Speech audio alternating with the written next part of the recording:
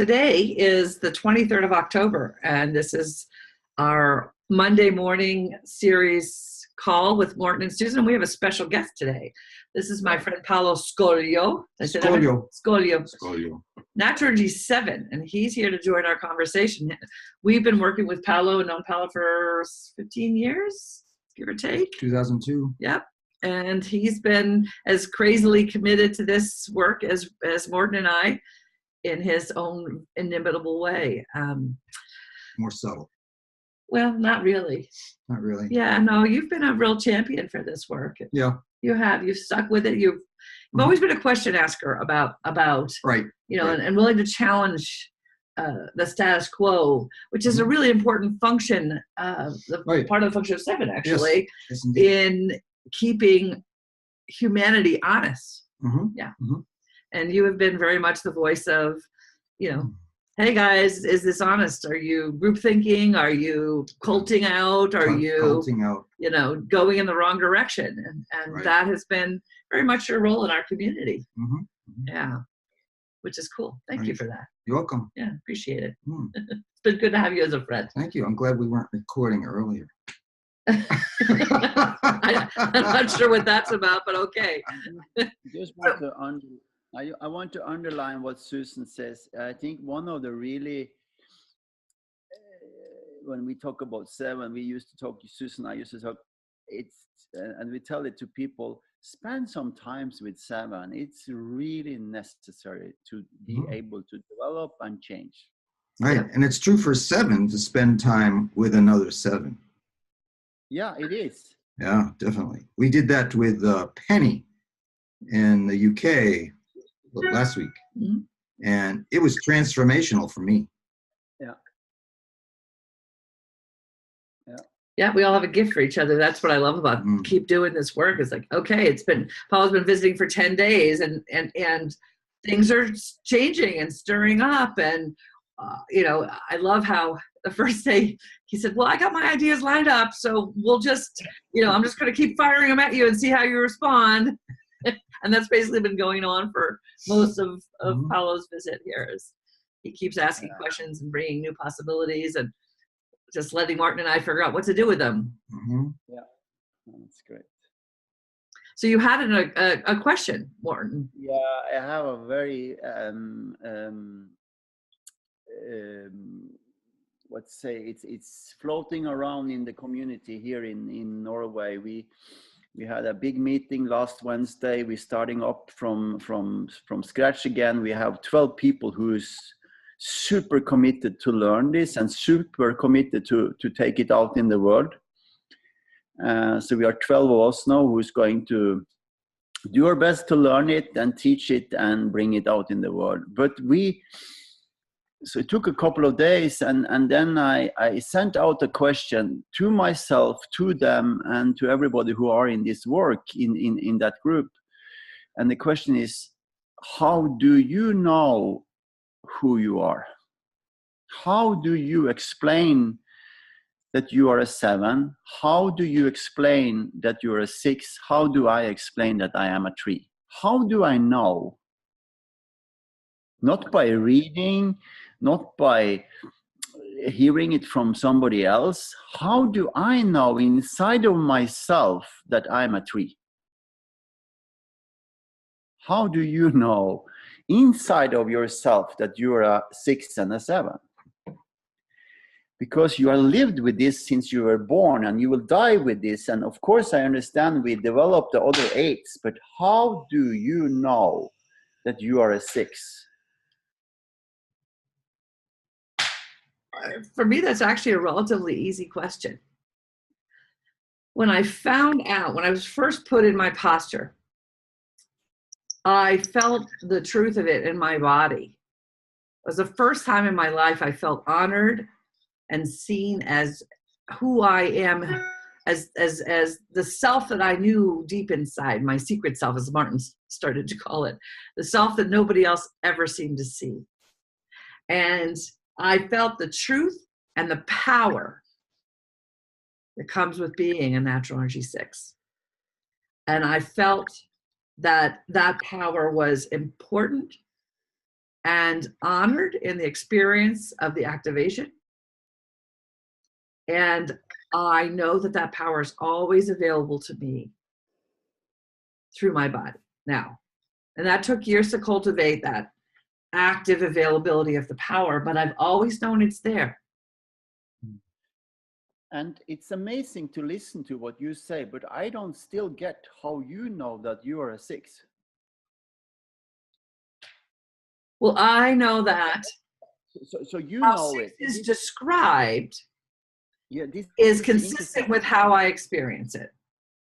Yeah, experience what? The power that I know in my body. What is the power? It's a sensation of awareness where everything separates into its individual energetic pieces, and I know what to do with it. What do you do with it? Whatever's needed, whatever is alive, whatever is important in that moment. So Morten, when you're asking this question, are you asking for a cognitive sense or just some kind of experiential, maybe speaking from it almost, I'm wondering if you're asking us to describe almost like a hologram, which is difficult if you're in it. Yeah. That's what I'm starting to see, is that we know so well because we live with it, but when we start to explain it, it's not so easy for another person to understand it. It's almost impossible. Yeah.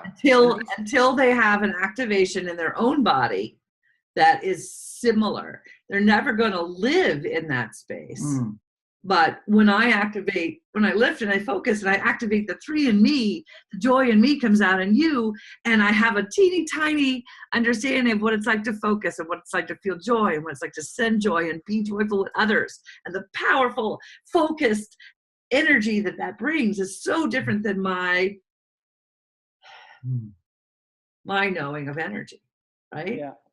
Yeah. So it's only through the body that you can actually know yourself and these other energies, because only in knowing the others do you begin to really understand and differentiate yourself. It's another really important part of this. So I had identified a friend and his long-term partner, and I'd been wondering his energy about it for years. And it just never seemed like there was interest. His we'll say his common law wife was interested, and so we did it. I was at dinner, and then he was enthusiastic. And they're a 4/8 couple, and when they asked me to describe the 7, I told them that I hide it a lot, and that I have to feel comfortable with people, and then they can see it. And I told him what it was, and I'm very comfortable with him. And he says, "Oh yeah, that's you. That's you. You're playful. You have a lot of ideas. You get zany or still like I was earlier before we started recording." It was just like, I'm comfortable with you guys, and I'm just like saying things really before I think, and sometimes some things I want to say need filtering. But I tend to filter so much in life that when I'm with people that I'm comfortable with, I don't even try to filter. And I can be annoying or I can be enjoyable. It depends. But yeah, it's this is for me. 7 is just a playful freeness, a sense of seeing like the best possibility in people and feeling really happy about that with people. And then the thing about calling on bullshit, it's like I tease a lot, and I think my teasing is around people's bullshit. Like I tease my younger sister who's a 2, and it's just sometimes because of how we grew up, she can be very proper. and I'll tease her around that, and she can get annoyed or she can laugh. It depends. But You were talking about the 8 and 4 couple. And the 8 and 4 couple. So my friend Mark, the 8, when I discovered he was an 8, it was like, oh, of course, because he's a psychotherapist as well, and his sense of boundaries is so clear and very at arm's length. Like if he sees a patient or a former patient in public, he will acknowledge them, but he won't want to like engage in any way. And if I see someone, I'll acknowledge them and I'll talk to them. And sometimes I'll become a colleague with them on some level over time, because my sense of that boundary isn't so, it's not made of stone. It's not a wall. For him, it's like a wall. For me, it's like a fence that I can move,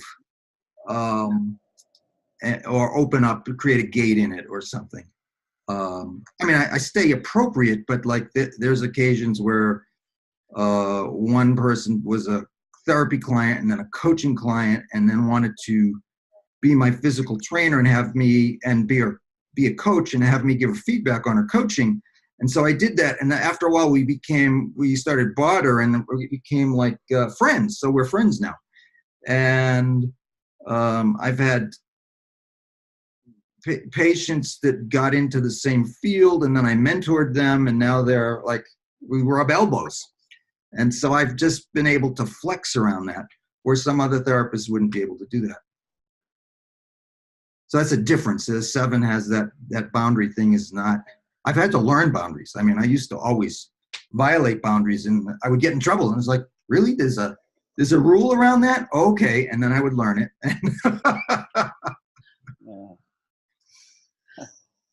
well, at the beginning of this, Paul, you asked like, what's the purpose of your question? What are you hoping that we'll understand from this conversation? I'm trying to see if we can understand more of how we get people to understand what we're doing, because I see it takes such a long time. They hear what we say, they disappear if we mistype them, but they keep coming back if we do it right. Well, not all of them disappear. Some of them will let you keep working on them. If they're connectors anyway. If they're 2s, they'll come back until you get them right. Anyway, but what I see is that they can't, after a long time, figure out by themselves the truth of being who they are. Mm-hmm. So I'm trying to figure out, how do we, I know that you know you're a 6, and I know that you know you're a 7, I know that I'm a 3, but how do I explain it in a different way that I have done before? So we get to a different understanding of the 9 different types. I think that it's more experiential, and the less we explain to people and the more we say practice this or do this, and then you can tell me, I think that's better. I know the people that trained us were not oriented to like a both and kind of conversation, and I think they would lose people because they weren't honoring somebody's separate experience. And they were telling people how they would be or how it would be. And I do that with people. I'll get into an either or kind of posture, which then alienates. And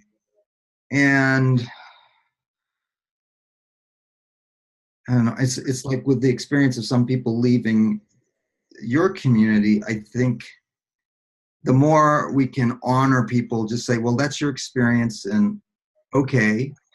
And I hope someday we can talk more or connect more. and that's that part is part of my flaw too, because I'll go overboard trying to do that with people, or attempting to bridge and both, and then I make my life very difficult, because I can have difficult people in my life for too long. Well, I think you really have great hope for people, Yes. that they can bridge those gaps and make those leaps. Right. And sometimes a person just isn't ready to make the leap, and sometimes they are. And it's really hard to tell with sometimes. Right. And one day they can be ready for the leap, and then they make that leap, and whammo, they hit a wall. So you don't even know what's going to happen tomorrow as a result of the leap they made today. And I think that's the challenging part of teaching this, is that you don't know where that person is and how they're going to change as a result of what you taught them today. They don't know. So they don't even know how significant, like when we were working with Mary Beth and doing the 4, you could see the impact it was having on her. Impact. Right. And on me. And on you. And so the impact that this work has is so much more powerful than we actually perceive in the moment as we're experiencing it. Because each deeply essence-filled experience that you have with another energy creates and begins a transformation in you. And it may take you up against the wall the way the 4 did for you, because you realized your mother was a closed down and unavailable 4. So that brought a whole nother pile of personal experience for you into the learning around 4. And that can cause you to go away for a period of time. Right. Because you got to process, you got to go through. Oh, absolutely. I had to deal with it. Integrate that. I think the approach, as you're talking, my daughter, who's a 4, I have no attachment for her to do anything with the 9 energies, but she knows she's a 4, and I tell her about things that I'm doing, and she's interested, but I think my being unattached makes her interested, that she follows it, and she asks me, well, what type do you think this friend is, or that? And I usually don't know. But I'll make a guess and it'll be wrong. Well, I think one thing that we don't have the luxury of that I think would really make a huge difference is volume. I agree. If you had your first experience of your natural energy with 30 other people of your natural energy, it could blow you away with the power of what this looks like. As you saw, this last week we had 4 ones, and we put them all next to each other and had them turn sideways so everybody could see how the chin line is. And they all moved their chin at exactly the same moment and went boop, and you could see chin line, chin line, chin line, chin line of all those ones. And everybody in the room went, oh, like maybe this is real. Maybe what Susan's talking about is really out there. But we don't have often the luxury of volume to demonstrate. What do our 1s look like? What do our 9s look like? Those photos I was talking about earlier, the 9s, 3 9s in a row with the back, they have these very specific muscular lines on their back. Or even yesterday when we did the 3 7s, I looked at her photos of, and I was like, ooh. Yeah, how much you look alike. Right. The way the muscles hold in the face is critical. And people don't know how to see it yet. I get that. And so how do we show that? And to me, volume is one possible solution. Right. And that's kind of the direction that Martin and I are trying to head next year, is to get 200 people together, pre-sort them, have them have a powerful experience of their natural energy, and then the other 8 through volume. Well, and an alternative or an additional way to do it would be to have people of the same energy that have already been identified have some kind of gathering, and teach them something and learn a lot from them. Yeah, and it's actually hard to get people to show up to those things still. And like today we have a 3 call, got 4 or 5 people, 4 or 5 3s who've said they're coming. Hopefully they'll show up. And it is that's the other piece of it, is how do we get that volume going so that we can learn that kind of thing. Because the one experience we did have that one year when our teachers before did the natural energy specific courses, that was the year that really hit me. It was like, oh my God, these people are so different than me. Mm-hmm. They have no understanding. And Right. then I was in a room with 32 sixes. And Really? all those people, yeah, there was like 32 of us at the workshop for six. You were there. You Yeah, forget. I don't remember that. There was just so many of us that it was weird. Yeah. It was very weird to be in a room with so many people like me. And we kind of looked at each other a little askance and Mm-hmm. a little suspiciously. But by the end of the 3 days, there was an acknowledgement of the commonality of the experience of life that we had. Mm-hmm. Mm-hmm. And that was very powerful for me. Right. I didn't like the workshop, but I sure got the acknowledgement of my sixness. Yeah. I remember in the leadership program I was running when it was based on the 9 different energies. We had 11/7 in one time, so it was 30 people. 11 of them were 7. Wow. And of course they took over the whole workshop, and that's the workshop I remember the most from that time, because they were lining up and they did the same thing, but everything else they did was not the same. Right. But the body was the same. Everything else was not the same. Right. Yeah, there's a lot of variety. They had so much fun. They had so much fun together that we don't have a clue what was going on. They had so much fun together because they understood the things that you guys are doing to make it Change. Yeah, there's a lot of variety. Yeah. I going back to those earlier same type events, I brought my daughter to it. She was 12 at the time. And it was a revelation because everyone was like her. Everybody's pace was like hers. Everybody moved like her. And then I had to apologize to her because I had misunderstood her. I always thought she was being a nudge or defiant or whatever. And it was like, no, she wasn't doing any of that. That was just my projection. And she was just being a 4. Yeah, if you behaved that way, you would be doing all the things you thought she was doing. Yeah. Well, and this is such an important part of understanding it Yeah. for parenting, for a relationship, for being with anybody. And, this is really the direction I think we need to go with this work is like, okay, so now you know your natural energy. What do you do with it? Mm-hmm. And how does it fit into community? Because community is where this matters. Mm-hmm. Whether it's a community of 2 people or 3 people or 10 people or 9 people, you have to learn how to bring your essence, your beauty, your magic of your natural energy in a way that you are leading from your strength and fitting into the whole. And this is where people get confused. Well, if I'm the leader, I'm the leader. Well, that's not true. Sometimes I'm the leader. Sometimes you're the leader. Sometimes Morten is the leader. Sometimes Martin is the leader. But because there's something that each of us can do that the others can't do. Certainly. And so this is another part of it, Morten, I think, is that really having people to understand the magic of who they are. And when they get that, it's like so exciting. It's so wonderful. Yeah, it's overexciting. And that's when you get them. That's when you hook them. That's when they know they have to stay with this stuff. And that's what you have to find a way. That's we have to find a way to give people that magical level of experience in context of all 9, because it's in the context of all 9 you know. I got the answer of the question which I brought in from you, and that is that they need to see others who are the same energy in volume. They need to see many. If it's a 1, they need to see many 1s together. Yeah.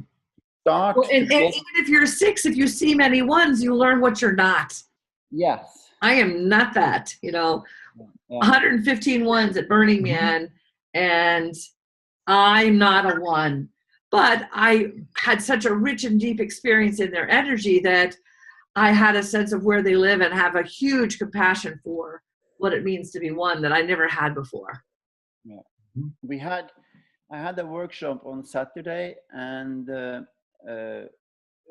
half of the group was people who have been into it before, and half of the group was new people. and I worked with them and typed them, and there was an 8. She came out, she was dancing, and to show them what we were doing, she was dancing a little bit, and then Rigmor came out and she danced together. They were both 8s, and they were blown away of seeing that they did exactly the same. Exactly the same movement. Exactly the same. Yeah. Mm-hmm. They were down, and it was movement is such a powerful. That's the other way to show this, is through movement. Yeah, it is. So I did that the first hour because it was so many people from alternative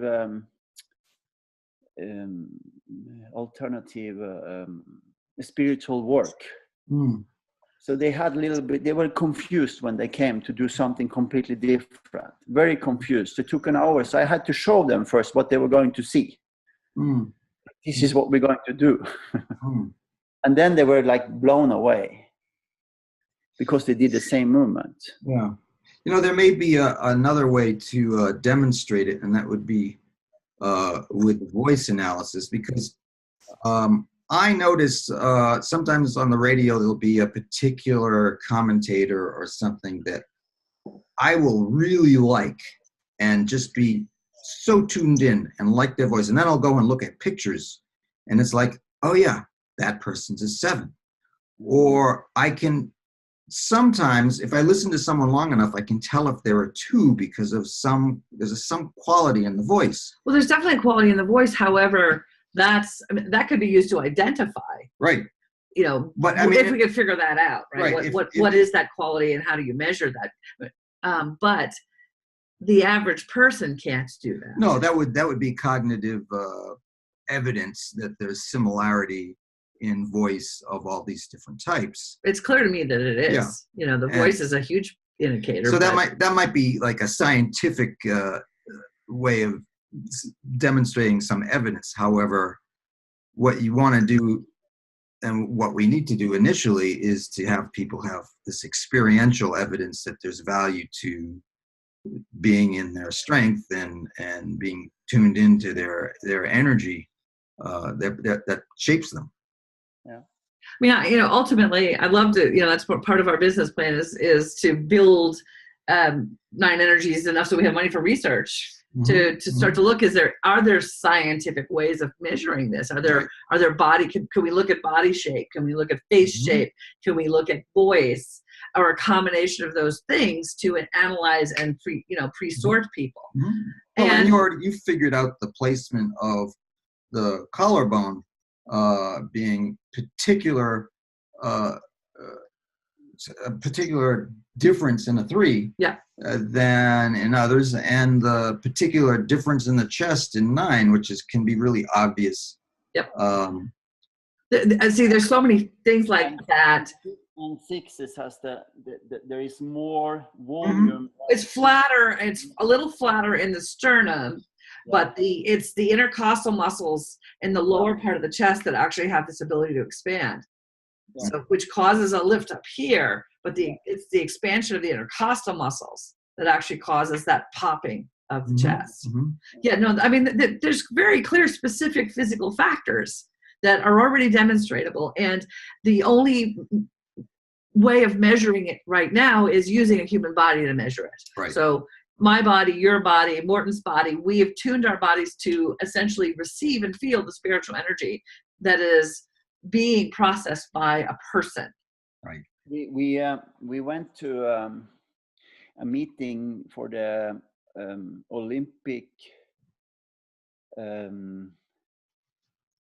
It's an Olympic organization that everybody who's in the Olympics go to and train. It's a training center. So all the best athletes, they are there like once a week or 2 times a week. And we went there to present the work. And I typed him. He was a 5, and of course he couldn't put this together with what he was doing, so we didn't hear anything anymore. But we spent a couple of hours together. It was a nice time. The interesting thing about it is that he had a TV screen, big TV screen.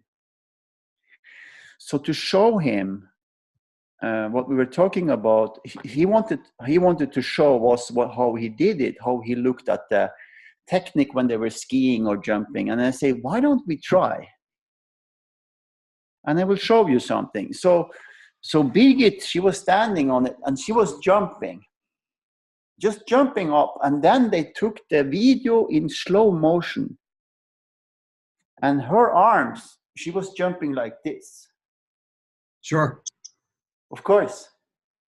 And I asked him, so where is her energy center? And he was actually able to see it. It has to be done back here, he said, in this area. Then I was jumping. And instead of taking the arms back, I took the arms up. Right. So, and then he was jumping the 5. And he was jumping right up. Yeah. So we are considering to borrow one of these TV screens. It's a big TV screen with a video camera, and it's in very slow motion. Then you can point on this. Football players do it to show where to play the ball. Sure. So you can draw right on the screen. Yes. So we were able to, it kind of manifested by the jump. Mm-hmm. That makes a lot of sense. It was very interesting. Yeah. I mean, the stuff is real. It's demonstrable. It's repeatable. And, let's just keep working on it. It's like there's, ultimately we'll find something in somebody who says, this is critical. I get it. And here's the resources. And I think that's really coming. I'm feeling that happening out in the world. It's like, okay, the resources are coming. Somebody, it's like, this is world changing work. This is not small work. This is shifting how humanity views itself, shifting how people view each other. And it's cross-cultural. It's cross-race. It's cross nations. This is a commonality of our human condition that we're unaware of, and it is masking the magic of our humanity. And it's unmasking.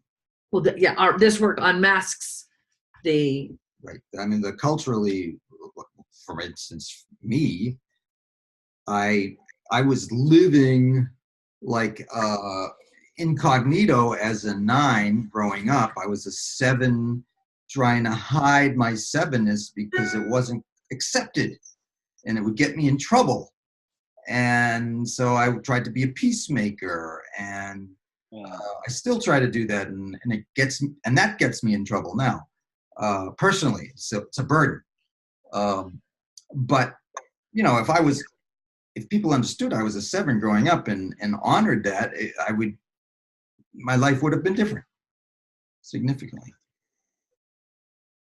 The only thing I see, because I see that we have to be aware of, is that I see at work we have now a new kitchen chef. She's a 4, and we just need to be to make it clear that everybody can do everything. It's not absolutely. So far, she's the best chef we have ever had. And I see the difference what she's doing. She doesn't need to create new menus. She takes what's already there and she makes it much better, more juicy, more taste, more passion. It's just more of everything. More nuance. You take the time to find the nuance in things. And she tastes, and she's like, it's passion in the taste. So when you eat it, it's a passionate, deeper taste. I think if we have permission, and I've done this without having permission and it freaks people out, but if we have permission to tell people about themselves, which happens a lot when you identify people, they feel affirmed and acknowledged, and especially if we speak of the strength and of the, you know, the beautiful capacity in each energy. I think that can be engaging. And some people will say, well, you're psychic. And I say, no, this is learned information. And some people get curious and some people are just like entertained. Well, again, it goes back to the non-attachment. Right. At this point, all we can do is give them the most powerful physical experience we can, honor the beauty of who they are, and then be non-attached to what they do with it. You know, those who are called to work on this more will come back and work on it with us. Yes. Because it is a calling still. It's still at that this is still at the very early stages of awakening in human consciousness. So most people who stay with us have feel the call inside of themselves. Right. There is a lot of curiosity in the world. I was looking at, I was Googling, what was I Googling? Enneagram of the body. I Googled that. And I went through maybe scores of pages of Google. And I ended up with lots of Enneagram websites or, you know, documents. And there's such huge diversity and understanding the body and Enneagram. But it tells me this tremendous curiosity in the world, because there's so much interest in the Enneagram, which is, like, for me, very confusing if I look at all the different resources out there and what they say I might be. A lot of time on an Enneagram test, I might be an 8. Or and it's like, well, no, that's not me. Yeah, I think I still, my personal opinion is all of these personality models that are out there stem from the fact that there's 9 physiologically different kinds of people. And then how do those things manifest, and how are you looking at the trends, and the manifestation tells you what kind of system you're looking at. You know, if you have Myers-Briggs, it's okay, they've broken it down into 4 factors, and 4 times 4, 16, right? And any type is 9, which is actually the closest to the actual fact that there's 9 physiologically different kinds of people. So but that was focused on all the weird and crazy things that people do as manifestation of their natural energy, rather than the strength and the beauty of it. Yes. And then there's misidentification, so it gets moody. It gets really moody. Really moody. It's like and that's where the words are slippery. Right. So keeping to the pure essence is, for now, also a really important piece of it, Morten. And going back to your original question, how do you know? Well, you only know at the purest of levels. Because if I start talking about energy and my experience of energy, the reality is you guys don't understand. You do not understand where and how I live and what I mean by energy. And I don't understand what you mean by the purity of the joy that comes with the 3 connection. Not the way you understand it. And this possibility, this endless flow of possibilities, what the, no, that doesn't happen to me. All right, like I look at on the screen here where you have all the pictures of 3s, and I have multiple ideas how you could do that to engage people more, and so that they could really see the similarity in all those 3s. And that just happens to you. Just happened. And I look at it as like, thank God that's done. And it's like, oh no, that's not done, Susan. Oh, it's so done. I did that years ago, and I'm not going back there. Oh, you got to go back. All right. Or just do another version. Yes, I'm happy to do that. I'd love to have your ideas on that, because I don't have them. I'm done, man. I'm moving forward. And maybe it is time to circle back around, and we are going to have so many more photos, because I do think the photographic evidence is powerful. I'm very happy for the answer I got on that question, because the image I got in my system now is that to be able to understand who you are, and to be able to understand the other 8s, it needs to be many people at at the same energy, with the same energy. Yeah. To see the difference, to see what's going on in the different body areas. Sure makes a big difference if you can. Yeah. Yeah, and I see how I was working with one person one day, and I was working. I struggled so much. I never been struggling so much because it's so difficult when there's only one person. Oh, one person is the hardest. There's just one person. You've got their whole persona, all of their skepticism, all of their belief systems. You're dealing with everything. And the bigger the group, the easier the identification is. Absolutely. That's why at Burning Man, it's like a piece of cake. Yeah. Just a constant flow of show me your energy. So there is also, your question, I want to just say one thing about it. Yeah, go on. Part of the answer at first was almost like there's really no answer. Okay. That I have stories, and what I got from this trip here and visit and with Susan is that I have to jettison a lot of physical stuff and be unattached to like the sentimentality of things.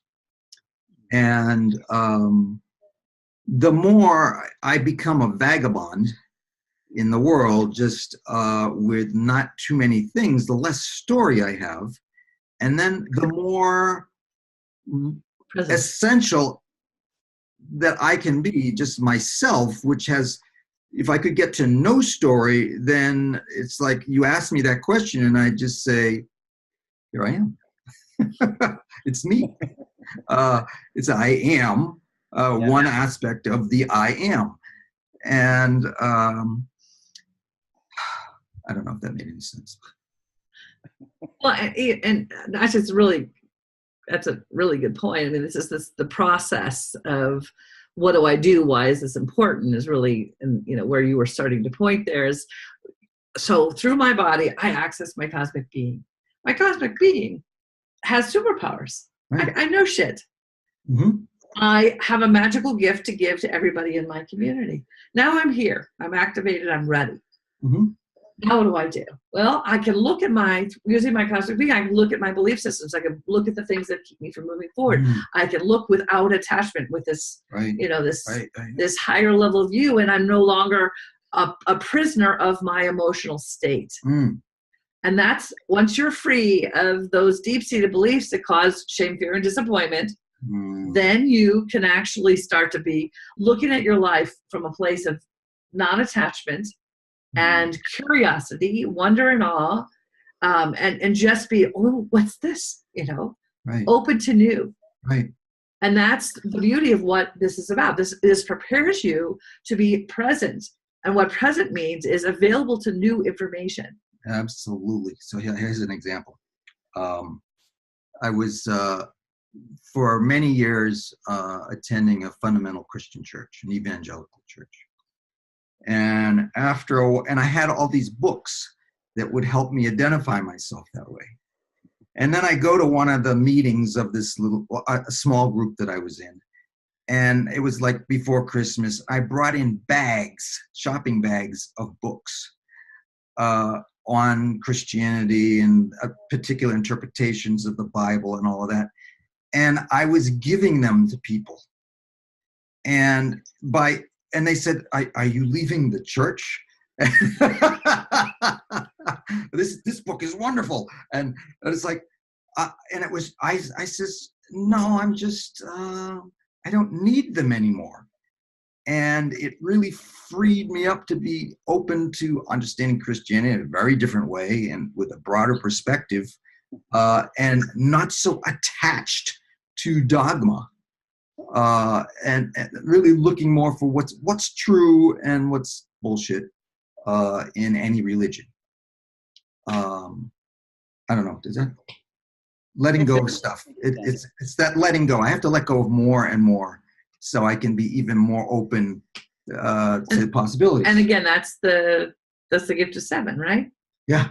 Right. How do I let go of belief systems, what's holding me back, and each of the natural energies can really help us in this process of exploration and being present. And so learning to activate the other 8 energies in your body even accelerates and facilitates this process even more, right? What I get out from it, Paolo, is that when you speak about something in the way you do, I can relate it to what we do and what we need to stop doing or do something else about. Sure. This is the energy I got from you when you're talking about Christianity or dogmas or books or things. I get in my head the understanding that that's things that we shouldn't have dogma. We shouldn't have stories about what we are doing. We should do it cleaner and cleaner and cleaner. This is what I get out from it, from listening to you. Yeah. And what I get from Susan is that I always get from her the drive to move on. I really got the answer of my question from her. Is like, okay, so it's many people in the same type. That's the answer of my question. Because I don't even know why I'm asking the question, because I don't know what I'm doing. Well, what you do is you focus. Yeah. You came up with a very specific focused question. And through that focused question, you're getting the detail that you need to understand what needs to change or grow or be fed with your intense joy. That was a fabulous question. Yeah. Yes. And this is a true strength of 3. Right. It's like, what is the very specific, most focused question I can ask that will create the most curiosity and energy? Pull us together. Yes. Right. Thank you. And trees, what tree is really about is about doing this with people, so you lift them to another level. Mm-hmm. Creating an understanding within them, so they're lifting themselves. Yeah, I'm not lifting, but creating that energy that they lift themselves to the next level. Yeah. Right. Oh, that's exactly what your question did. Thank you. And what a cool example of us each doing what we do in community, which is really what we're trying to actually accomplish. It's like, okay, how do we live together, and how do we love each other, and how do we appreciate the magic and the beauty of Paolo and the magic and the beauty of Morten and me without making anybody here wrong for what they're doing. Right. Yeah. And that to me is the magic of doing this work. So we're not going to arrange any more change program. We're going to arrange honoring programs. Honoring programs. Well, that's certainly a place to start, isn't it? Yeah. Yeah. I went to a men's workshop many years ago. There were 700 men. Oh, wow. And I think it was in the 90s. And Robert Bly was there, and James Hillman, and I forget the storyteller drummer that was there. He was fabulous. And at one point they said, we're going to stop everything. We're going to stop our program and honor the veterans. How many veterans are here? How many? And there were probably like 40 Vietnam veterans in the group at the time. And we spent probably 3 hours, and it was a 3-day program. And there were some people that stood up and complained, why are we doing this? This isn't part of the program. And the facilitators said, we're honoring these people because they weren't honored. When they came back from the war, they came back one at a time, and they weren't thanked. They had to hide, and they were even persecuted on some level. And it was very powerful. It was very, very powerful to honor. And they made note that our culture doesn't honor people. No, in fact, the honoring, especially of men, by men, is so rare. And that was actually one of the big issues at Burning Man with 115 ones, and 80 of which were men in their 25 to 45 range, is they never felt honored. But that's what they do. I mean, I got so honored at Burning Man. It was amazing to feel what that's like, to be honored Right? They know how to do it. They know how to do it. And they were really confused by the fact that I honored them back. Right. Yes. And as a therapist, that happens with ones I have, and they're confused. They want to doubt it. They want to like argue that they have value or that they're good at something. It's like, yeah. Well, you know, it's certainly a really important part. And again, this is one more piece of the 9-piece puzzle that we are creating. So honoring is clearly, you know, honor, connect, inspire, transform. Right. Yeah. That's what it is. Good. Look at how he brings it right together. Well, you know, it's all right here in us, in our bodies, in our beings, in the truth of who we are.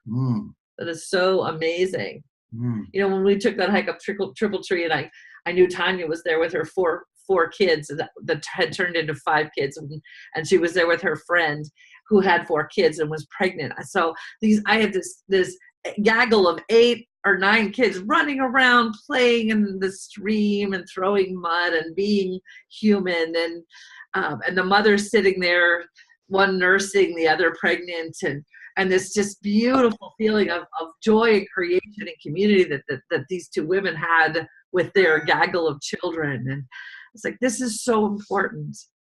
Yeah. It's so important because those children, when honored, connected with, filled with joy and invited to be who they are in the world, have such a possibility about them. I see that in the new, I call it a new group. It's 12 of the same people who have been in it before, but I stopped teaching. I don't teach anymore. What do you do? I'm just being myself, and they have to be themselves, and we bring the gifts into the community, and it's so creative. Fabulous. It's fabulous. It's like, we were talking about what do we need to do for next year? And then the 8, you know, Rigmor, she just went home and write down a structure, bang. Done deal. Wow. That's fabulous. That's amazing. And when I'm doing it, it's so much back and forth and here and there and so much argue to do it. So of course they have been in this for a long time. So they all understand how to bring their gift more and more out. But we are in the beginning of this in this area now. We will see what happens. Did I tell you, Morten, that I'm planning to apply to be an adjunct professor at MSU to teach the second half of my book as a leadership lead in community? Wow. No, you didn't tell me. No, I've also decided to break my book into 2 pieces. The first half, and take the descriptions, add photos, and add how do you support each natural energy. And so that's just a natural energy book. And then the second book is Lead in Community, which is taking what's there and adding responsibility and more specifics. So that's my work for this winter. Every time I feel a little bit jealous, she is on the right track. So are you, in your own way. It's good. He needs to have a little jealousy come in so that then he can work on his competitiveness. Yeah. But I'm very honest about it. It's honoring. It's honoring. It's what I mean about it is it's really nice. Yeah. Really. We all have to do this. You know, every one of us has some magic that we can do to bring this forward. This is not mine. This is not yours. And this is not yours. The one thing that my friend Sabina said when she left is this work is bigger than us. All right. It's not about any one person, you know, and that's where Alan and Barbara, our original teachers, they lost it. They made it about them. And that's also a really important lesson to remember over and over again every day. This is not about you. Yeah. And yes, you have to engage fully with all your beauty and all your magic all the time. So it's completely about you, but it's not about you. And then this is this paradox that we that's one of the things that we are doing now is that we are going to rewrite. I have been working with the book for like 4 or 5 years, and we're going to rewrite it together. So it's a together book. Your community? Yeah. Awesome. Yeah. So the one has to, dig into the one and do the right thing, because I believe that if I write about one, it's still the three shine through. That makes sense. Well, it's almost impossible not to write with the way you use language. I mean, it's and anything else doesn't sound authentic. And yet there is also the ability, there's a channeling possibility, which does come with this work, which is how I wrote the first half of my book. The second half of my book is 6. It's 6 language, it's 6 process, it's what I know about moving humanity forward. The first half of the book is, okay, I'm sitting there in 1, and then I just start to type. And so there is it's the words that have come from the ones. It's the way they describe their reality. They're not my words. But it is hard to, as soon as I began to try to tell stories or do any of those kinds of things, I lost it, which is why the stories aren't in the first book. The last thing I want to say before we leave is that on Saturday we were working with one and Anders, who has gone through a huge transformation. He was teaching us about one. It was gorgeous. Gorgeous. Yep. Well, that's what we're experiencing here is that the reality is to learn how to be with and push on and support. We have to have the person of that energy involved in that process. Yeah. Okay, thank you for the best call so far this year. Absolutely. Very good. Thank you so much. Nice to see you, Paolo. Good to see you, Morten. Very good. And you too, Susan. Thank you, Morten. Okay. Thank you. Bye.